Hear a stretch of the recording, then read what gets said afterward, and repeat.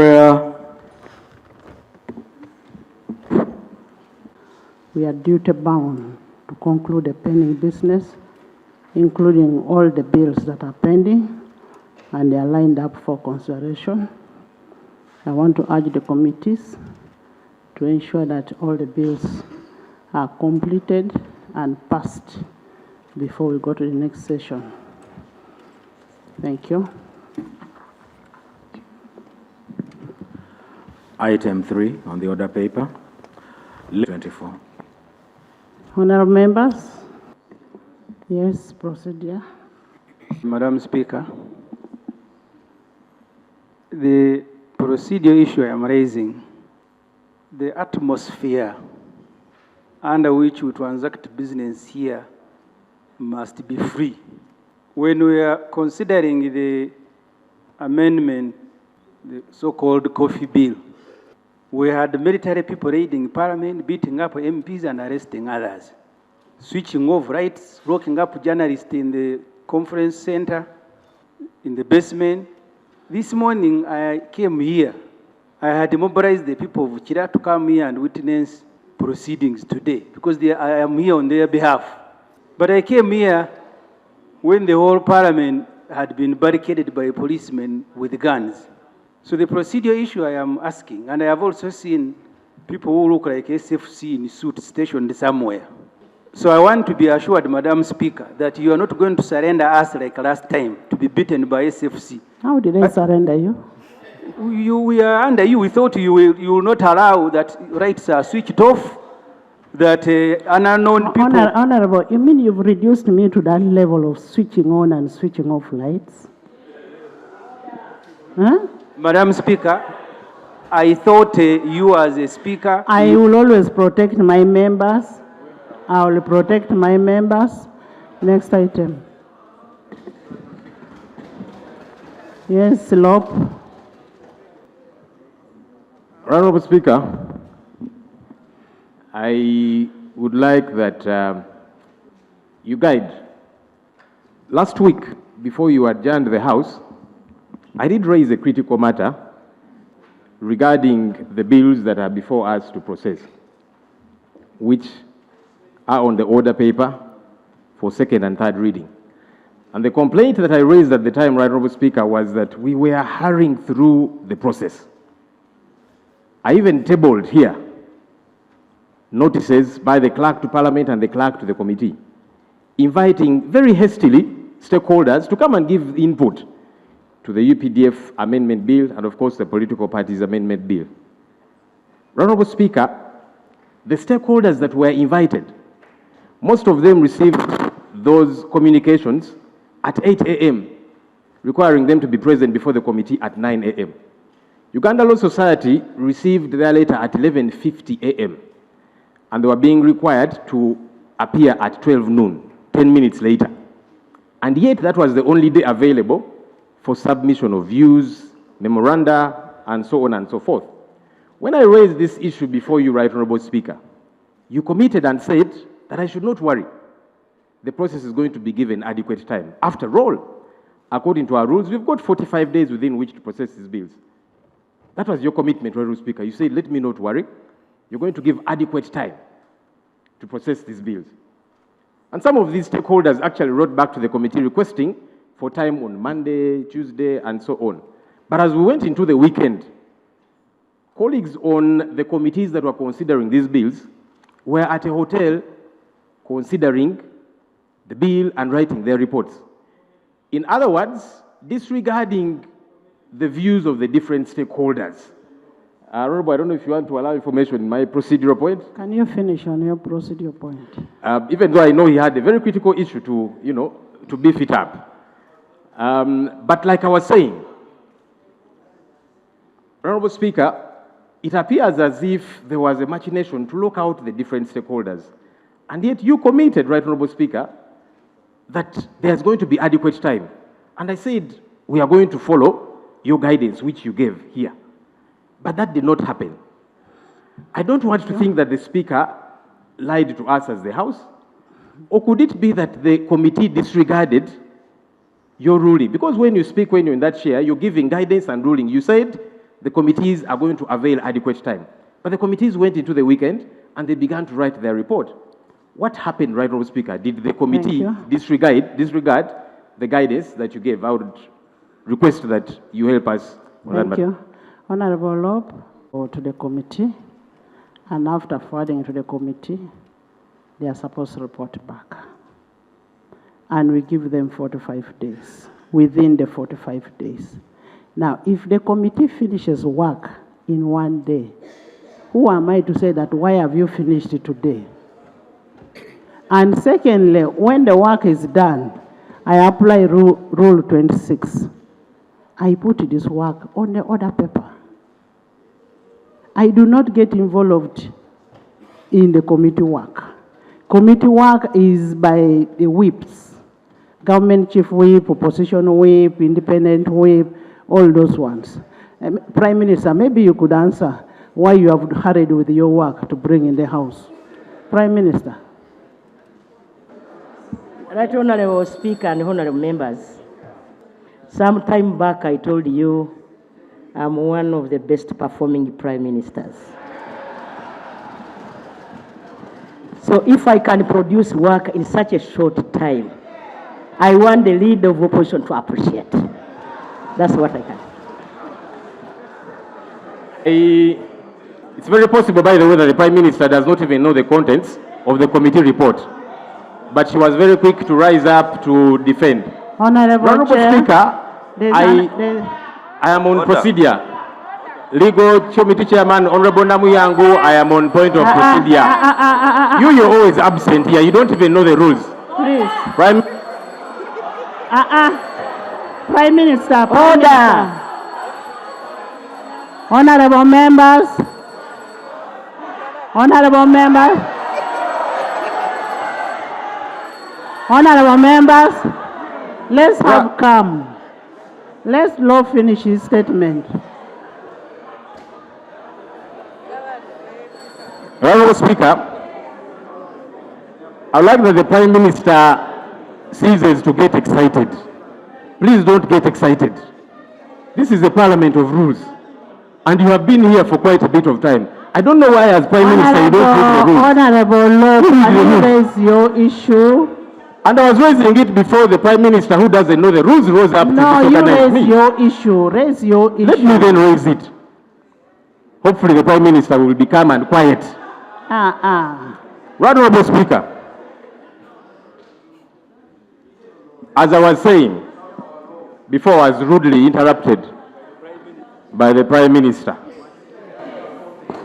I had expected, Right Honourable Speaker, the committee chairperson to help us, and because when you gave that guidance, that there's going to be adequate time, for me, I took that to be guidance for the committee. So I don't know why they hurried and locked out. No, let's hear from the chair of the committee. Chair committee. Perhaps. Chair committee. Hassan, there is one house. Right Honourable. Let me hear from the chair of the committee. Right days you should be able to present the work. If that work is presented within a week, you have not offended any rule. If the work is presented within a day, you should be thanked for being efficient.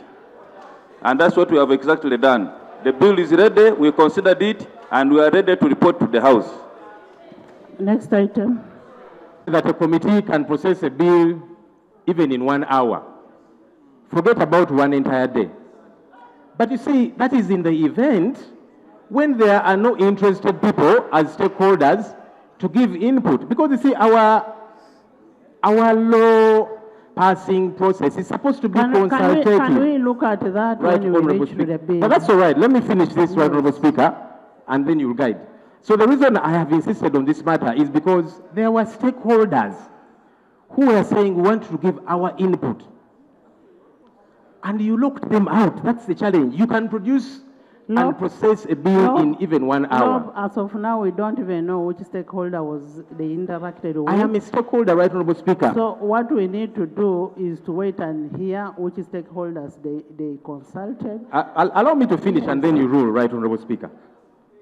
I'm a stakeholder. My political party received the invitation at 8 a.m. saying come at 9 a.m. That's the National Unity Platform. We wrote to the committee and they received the letter requesting that this was very short notice. There's no magic we could do. That is and requested for Monday that is on which bill at now? 9 a.m. Which bill now are we talking on the about? UPDF amendment bill. Okay, let's first start with the Allow first me to bill. finish, Right Honorable Speaker. Yes, Lord. The committee received our letter. They did not write back to us. So as we were waiting to show up on Monday to present our views, over the weekend they were busy processing, writing a report. That's problematic, Right Honorable Speaker, because you see, we are supposed to be a people-centered parliament, meaning that the laws we pass, which should be for the good of the people, those people should be consulted so that they have their input. And by the way, you can end up disregarding the input of those stakeholders, but listen to them. You cannot disregard them and think it's okay. No, listen to them, and then you can disregard them. But when you don't give them opportunity to show up, you are violating our laws. Right Honorable Speaker, finally, I was alarmed because you see,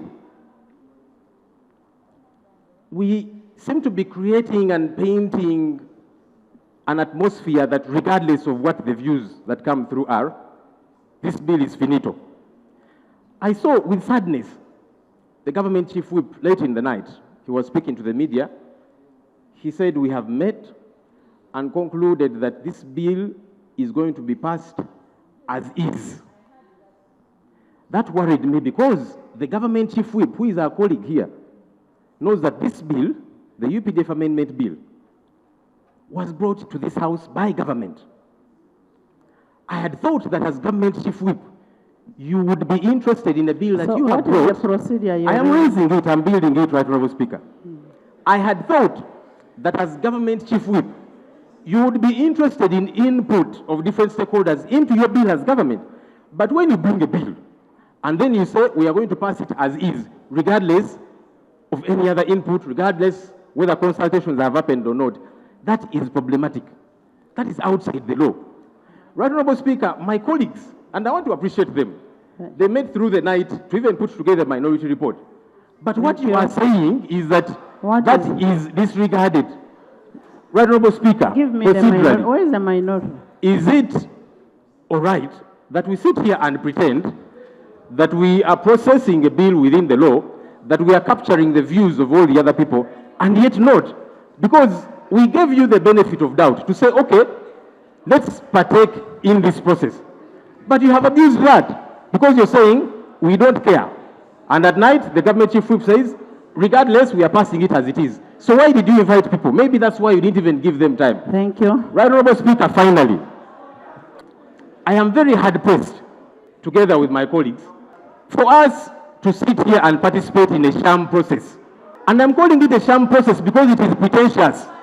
When you bring a bill here, you should give it time for people to have their input. But you are saying, we don't want your input, we are going to pass the bill as is. That's why, Right Honorable Speaker, you did not rein in on the committee to give adequate time to the stakeholders. That means this is pretentious, this is a sham for these two bills, the UPDF amendment bill and the political parties amendment bill. So, Right Honorable Speaker, myself together with my colleagues, we are hard pressed to participate in this sham process. So we shall leave you here to participate in your sham process, to process your bill, pretending that you are getting the input of the people of Uganda and yet not. Thank you, Honorable Speaker. I will take my leave because I don't want to participate in this sham process. Thank you. Honorable members, next item. Item 4 on the order paper. Honorable members, you recall that on Wednesday, 14th May 2025, Honorable Nakut Faith tabled the private members' bill, the political parties amendment bill 2025. Procedure. For the first reading. Procedure. Yes, Jonah. Honorable members, can we have free sitting? Can we have free sitting? Justice, Shadow Justice. Thank you, Right Honorable Speaker. Madam Speaker,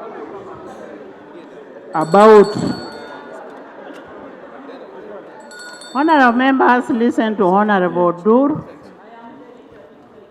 Madam Speaker, about 2 weeks ago, the President issued an instrument of appointment of a cabinet member in the name of Adonia Ayebare. Appointment to a member of cabinet is severally referred in our rules of procedure, how Parliament interacts with members of the cabinet. The procedural matter I'm raising is twofold. One is for the government, leader of government business, to brief this House, because my expectation was that a member appointed to cabinet would be forwarded to Parliament, Appointments Committee. for Parliament to Appointments Committee to interact, approve or disapprove, but also to inquire on the actual arrangement of that nature of appointment. The second procedural matter is that shortly after that appointment, Madam Speaker, there were informations in the public domain, and I saw copies of letters, that Ambassador Adonia Ayebare is implicated. There are allegations touching his conduct as our ambassador in New York, In New York. to the extent that he is being investigated by authorities outside jurisdiction of Uganda, and it touches a matter of public funds of an estimated $500,000 that was meant to benefit the government of Uganda. Up to now, Parliament and the country has not received any explanation, any justification, or even the steps being taken. So the procedural matter I am raising are twofold.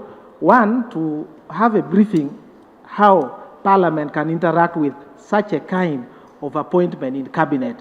Is he a half cabinet minister? Is he a quarter cabinet minister? What kind of appointment is that? And then two, and I am not able to see him here because he's required to be here. But two, that particular allegation, which is very serious and soils the image of this country, what steps are being taken by the government? In the alternative, Madam Speaker, I would then persuade you that that matter be investigated by the relevant committee of this House, so that the image of the country, the image of Uganda, cannot be let go. I thank you, Madam Speaker. Thank you, Honorable Jonah. Honorable Prime Minister, I need a report on what Honorable Jonathan is raising. I need a report on that. Honorable Balam, leave Honorable Odur. So we need a report on that. We need a report on that. Jonah, we will have the report in the next sitting on what you have raised. One on the appointment and two on the allegations. And if the allegations are there, then we will have to forward it to our relevant committee for them to find out what is happening.